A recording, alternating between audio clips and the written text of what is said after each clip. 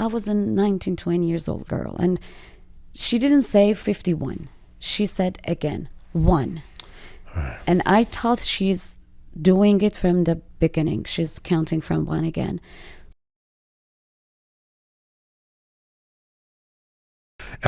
Without getting into we don't. I mean, the details are to a certain extent are inconsequential, but just so that people who haven't read your post know what we're talking about. You were at a party, and I mean, these stories are so ridiculous. If they're not, if not outrageous. But tell us briefly what happened. Like, we were in a party. It was one of our family friends' celebration because he was he was accepted to the university, and it was a celebration for that. And we were there in Tehran, and our parents drop us off there, and they knew we are at the party. I was with my sisters and my brother. And suddenly, in the middle of the night, they crashed into the party, and they pushed us into a room, and they took us to the custody, and they kept us there for 2 days. And this is horrible. They told us that if any of you, at the moment that they got into the place, they told, if any of you call your parents, we will keep you forever. And it was scary. And at the time, we didn't have cell phones. So I remember that Why would they say that? You tell me. To make people more scared, right. See how devastated would be parents who cannot find their kids, right? What they're doing right now. Let's isolate you. Yes. What they're doing right now. Right. Yes. This is the same story. Yes.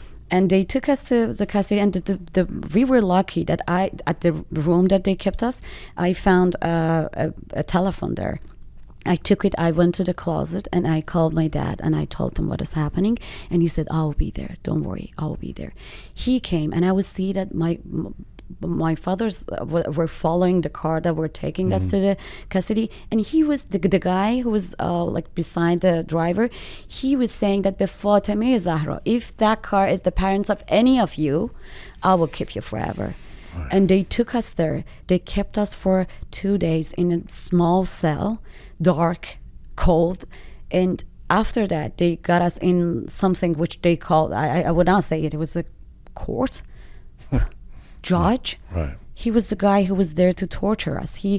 By the time they got there, they took a camera from us, and they told us to sit, and the guy he was playing the video from the night, and he stopped it. And in the video, I was dancing, and I was going to ask you what the crime was. Yeah, the crime was that I was dancing, right, and my third cousin, he was playing tombak, and he was singing Banafsheh, Banafsheh, and I was dancing, and he said, "Who's this one?"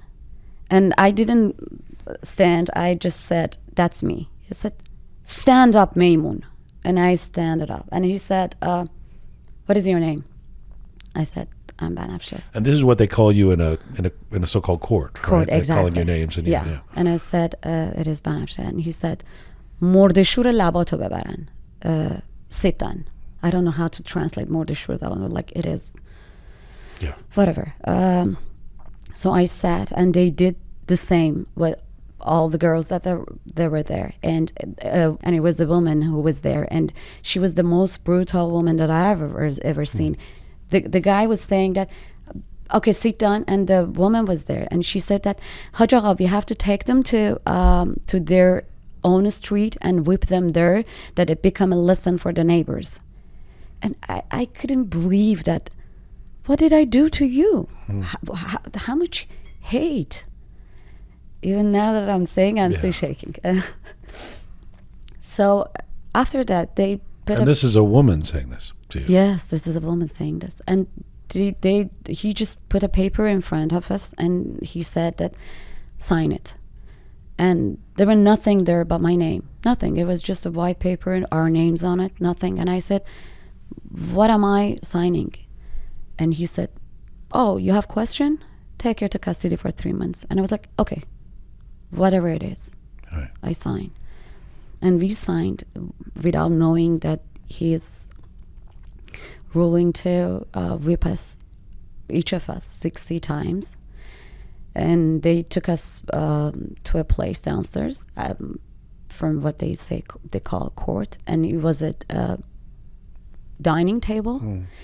And the guy told us to lay lay from on your face to the dining table, and the lady, the woman, she was there with a leather whip, and she started whipping from the back to the ankle. It was like 1, 2, 3, 4, and by the time he got to 50, all I had was I was thinking that if I don't scream, I will make them feel not happy.